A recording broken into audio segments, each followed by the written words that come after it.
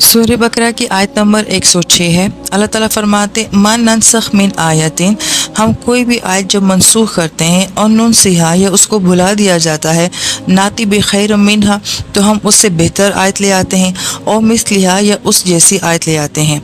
अलम तालम, क्या तुम नहीं जानते, अन्नल्लाह अला कुल्ली शैइन कदीर, कि बेशक अल्लाह ताला की ज़ात हर चीज़ के ऊपर कुदरत रखती है। इस आयत मुबारका से नासिख और मनसूख का मसला जो है वो बयान किया जाता है। जिन लोगों को दिलचस्पी हो तो वो तफसीर देखें। मुख्तसरन ये कि कुछ चंद आयत ऐसी हैं कि जो अल्लाह ताला ने पहले नाजिल फरमाई और उसके बाद अल्लाह ताला ने उस हुक्म को जो है वो मनसूख कर दिया जो उस आयत में आता था, और उसकी जगह अल्लाह पाक एक और आयत लेकर आए और एक और नया हुक्म आया।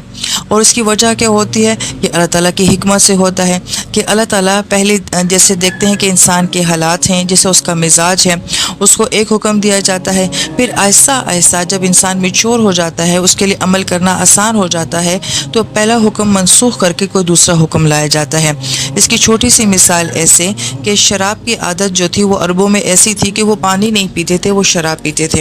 अब अगर यकदम शराब हराम कर दी जाती तो वो लोग शायद इसके ऊपर अमल ना कर पाते, लिहाजा पहले सिर्फ जो है वो शराब के नुकसानात बताए गए, फिर आहिस्ता आहिस्ता जो है वो जहन बनाया गया, उसकी तिजारत से रोका गया, और फिर फाइनली जो है वो उसको हराम कर दिया गया।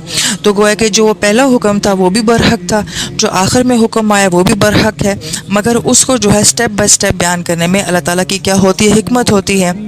लिहाजा अब वो पहले वाली आयत मनसूख हो गई है और दूसरी वाली आयत जिसने उसको मनसूख किया है वो नासिख कहलाती है।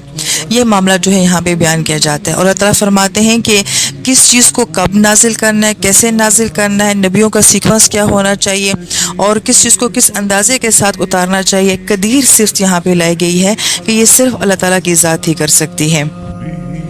फिर आयत नंबर 107 में ताला फरमाते हैं अलम तालम, क्या तुम नहीं जानते, अन्नल्लाह लहु मुल्क समावाति वल अर्ज़, के बेशक अल्लाह ही के लिए आसमानों और ज़मीन की बादशाहत है।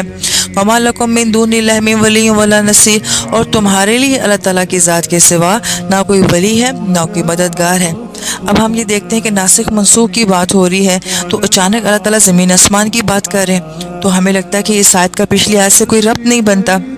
लेकिन ये बात समझिएगा कि जहाँ कहीं अल्लाह ताला कोई हुक्म बयान करते हैं, किसी चीज़ की वजाहत फरमाते हैं या इंसान के अमाल का जिक्र करते हैं, उसके फ़ौरन बाद हम देखते हैं कि आसमानों और ज़मीन का जिक्र ज़रूर आ जाता है।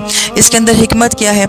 आसमानों का ताल्लुक जो है वो एक अनसीन अनदेखी दुनिया के साथ है, हम नहीं जानते कि आसमानों में क्या है, और ज़मीन का ताल्लुक किसके साथ है? वो सीन दुनिया के साथ, देखी हुई दुनिया के साथ है। लिहाजा यहाँ से अल्लाह ताला हमारा इन दो दुनियाओं के साथ ताल्लुक बयान करते हैं। एक इंसान का ज़ाहिर होता है, एक इंसान का बातिन होता है, एक ये दुनिया है और एक ये आखिरत है। लिहाजा एक हर चीज़ का बल्कि एक ज़ाहिरी पहलू होता है, एक बातिनी पहलू होता है। तो गोया कि अल्लाह ताला यहाँ पे हमें ये बयान फरमा रहे हैं कि ये जो अहकाम अल्लाह ताला नाजिल करते हैं, इसकी एक ज़ाहिरी वजूहात होती हैं, एक बातिनी वजूहात होती हैं, और फिर इंसान के ज़हन में बहुत सारे सवाल जवाब आते हैं। तो अल्लाह ताला फरमाते हैं कि उसकी जो ज़ाहिरी कैफियत होती है वो भी मैं जानता हूँ। ये सवाल तुम्हारे ज़हनों में जो आते हैं, इश्किलात आते हैं, तुम्हारे अंदर से बहुत सारे सवाल पैदा होते हैं, मैं उनको भी जानता हूँ और उनकी हकीकत को भी जानता हूँ। लिहाजा इसका किसके साथ ताल्लुक़ होता है? आसमान और ज़मीन का, हमारे ज़ाहिर और बातिन की दुनिया के साथ। और फिर आयत मुबारका के आखिर में दो सिफ़ात अल्लाह पाक ने अपनी लाई हैं, एक वली और एक नसीर। मुख्तसरन ये कि वली का ताल्लुक़ होता है कि आसमानी मदद के साथ, और नसीर का ताल्लुक़ होता है दुनियावी मदद के साथ। तो जिससे अल्लाह ताला ने आसमान ज़मीन का जिक्र किया है, तो गोया कि आसमानों के साथ वली की सिफत मैच करती है और ज़मीन के साथ जो है वो नुसरत की सिफत जो है वो मैच करती है। ये अल्लाह ताला की हिकमत का अंदाज़ है कि अल्लाह ताला किस बात को कैसे बयान करते हैं और वहाँ पर अपनी किन सिफात को बयान करते हैं। ضل صدايا لم أدر من أين